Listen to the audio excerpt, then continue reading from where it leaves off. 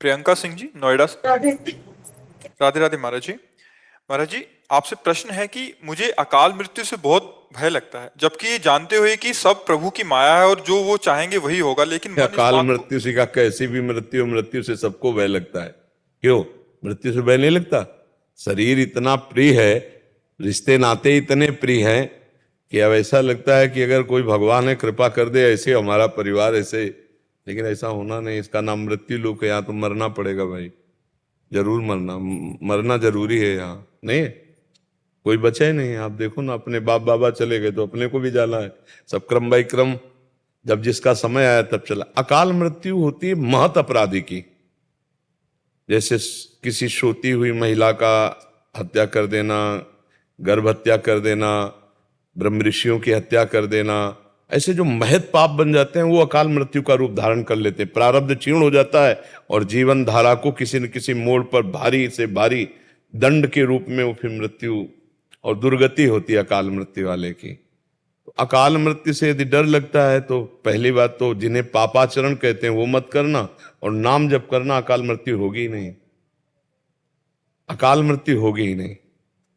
भगवान का नामामृत, भगवान का चरणामृत, ये अकाल मृत्यु नहीं होने देता। अकाल मृत्यु हरणम सर्वव्याधि विनाशनम श्री कृष्ण पादोदकम पीत्वा पुनर्जन्म न विद्यते। रोज चरणामृत पियो, भगवान का नाम जप करो, कोई पापाचरण मत करना, अकाल मृत्यु होगी नहीं। किसका प्रश्न है? हाँ, अकाल मृत्यु नहीं होगी यदि नाम जप करोगी और चरणामृत पियोगी, पाप आचरण नहीं करोगी तो अकाल मृत्यु नहीं होगी। और यदि कहीं महत पाप बन गए तो फिर साधु अवज्ञा तुरंत भवानी कर कल्याण अखिल के। महत पाप तत्काल दंड देता है, मार देता है।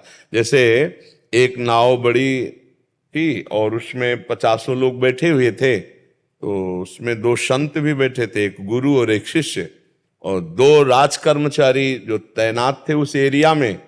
वो उसमें उस समय आपने देखा होगा जो कोतवाली आदमी बाहर खड़े रहते हैं, उसमें चाकू लगी होती है बंदूक में, और वो तैनात रहते हैं। तो वो ऐसे दोनों राइफल लिए हुए थे वहां। तो साधु को तो कोई सात्विक पुरुष मानेगा, रजोगुणी पुरुष साधु को नहीं मानता। साइड से, तो अब जितनी जगह थी साइड में लात मारा बूट उनके पैर में, अब वो नंगे पैर थे, ऐसे हुआ साइड हो। अब वहां जगह नहीं थी इतने तक, पूरी नाव भर वो कहीं जूता मारता, कहीं थप्पड़ मारता शिष्य को। गुरु तो निरपेक्ष बैठे हुए थे, अब साधु क्या करे। और शिष्य शांत भगवान का स्मरण कर रहे थे और बार बार कह रहे थे कि तुम मुझको मार रहे हो, लेकिन तेरे मारने वाला जो तैयार है तुझे दिखाई नहीं दे रहा। हम कई बार ग्रामीण भाषा में कहते हैं दुखिया को न सताइए, दुखिया देगा रोए, और जब दुखिया के मुखिया सुने तो तेरी गति क्या होए। अब वो बूट पहने, राइफल लिए, अपने राब में सैकड़ों बार टॉर्चर किया नदी पार होते होते। जब नदी पार हुई तो नदी में कुछ दूरी ऐसी होती है जिसमें जल बहुत छिछरा होता है, मतलब बहुत कम होता है, वहां नाव नहीं जाती, तो वहां कूद के नाव से ऐसे जाना होता है, या फिर थोड़ा भींजते हुए इतना पैर। जो किनारे बालू होती है उसमें नाव नहीं चल सकती, पानी इतना इतना होता है। तो उन्होंने राइफल को ऐसे ऐसे करके उसका सहारा लेकर कूदने का, और राइफल धंस गई बालू में और पैर बूट फिसल गया सीधे यहां से, सीधे यहां। साधु अवज्ञा तुरंत भवानी कर कल्याण अखिल के। तत्काल अकाल मृत्यु की रचना हो गई, क्योंकि बार बार टार्चर किया और साधु चुप रहा। अगर गाली दे देते या डांट देते तो बच जाता, क्योंकि प्रारब्ध क्षीण हो जाता। तो ऐसे जो पाप हैं अगर हमारे द्वारा ना हो तो अकाल मृत्यु नहीं हो सकती। अकाल मृत्यु तभी होती है जब भ्रूण हत्या, गर्भ हत्या, आजकल लगभग हर माता बहन इसको नहीं समझ रही हो, कर रही है। गर्भ हत्या इतना भयानक पाप है, कोई माता बहन नहीं समझ रही, और ये भ्रूण हत्या, गर्भ हत्या महत पाप के अंदर है। तो फिर वो दुर्दशा तो फिर पक्की हो जाती है। उसके लिए प्रायश्चित क्या करते हो? कुछ नहीं। आप समझते हो हमारा गर्भ है, हम नष्ट कर सकते हैं? नहीं, पालन का अधिकार है, नष्ट करने का नहीं। नष्ट कर, देखो सरकार विरोधी है कि नहीं इस बात की? आप अपने शरीर का पालन कर सकते हैं, नष्ट नहीं कर सकते। नष्ट करने की बात अगर पता चल जाएगी ना तो आपको सजा मिल जाएगी, आपके शरीर नष्ट करने की सजा मिल जाएगी। आप इसका प्रयोग कर सकते हो लेकिन आप इसे नष्ट नहीं कर सकते, समझ रहे हो ना? ऐसे भागवतिक विधान में भी है। तो अगर हमारे द्वारा महत पाप ना हो तो अकाल मृत्यु नहीं होती है। अकाल मृत्यु होती है जब महत पाप हो जाते हैं। और हमें किसी भी मृत्यु से अगर ऊपर उठना है तो नाम जप करना है, अच्छे आचरण करने हैं, दूसरों को सुख देना है, भगवान के आश्रित होना है, तभी मंगल होगा। ऐसे चाहे जितना रुपया कमा लो, दुख, चिंता, भय, शोक, इनसे नहीं बच सकते कोई भी हो। लिख लो कागज में चाहे दिमाग में, दुख, चिंता, भय, शोक इससे नहीं में। तो क्या भजन करने वालों के जीवन में दुख नहीं आता? आता है, लेकिन शोक नहीं होता।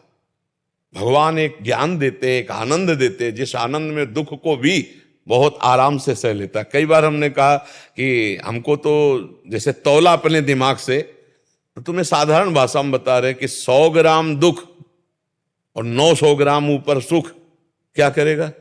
वो दबा है नीचे। ऐसे भगवान के भक्त के जीवन में दुख आता है, और जो भगवान से विमुख होते हैं तो वो 100 ग्राम पूरे जीवन को बर्बाद कर देता है। भारी से भारी वेदना, कष्ट, भारी से भारी समस्या उसके जीवन में होती है जिसके दोनों किडनी फेल होती है। भारी समस्या होती है, आप देख लेना, चेहरा पीला हो जाता है, हालत खराब हो जाती है। क्यों?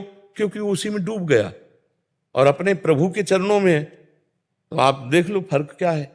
सब दुखों का समाधान भगवान का आश्रय, भगवान का नाम, भगवान के।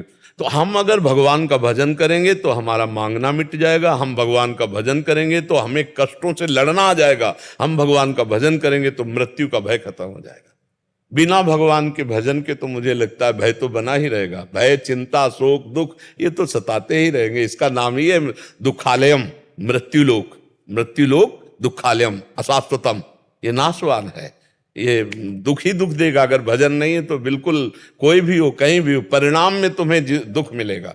वर्तमान में तो लगेगा मैं सुख भोग रहा हूं, लेकिन परिणाम में तुम्हें दुख मिलेगा। यतदग्गे विस्मय परिणामे अमृतोपमम। भजन मार्ग में चलने पर विष जैसा लगेगा, लेकिन परिणाम में अमृत मिलेगा। भोग मार्ग में, गलत मार्ग में चलने में यतदग्गे अमृतोपमम परिणामे विस्मय। शुरुआत तो अमृत जैसी लगे, लेकिन परिणाम विष होगा। जैसे पराई माता बहन की तरफ गंदी दृष्टि देखना, गंदा भाव करना अमृत जैसा लगेगा, लेकिन इसकी क्रिया का परिणाम ये महान विष जैसा होगा।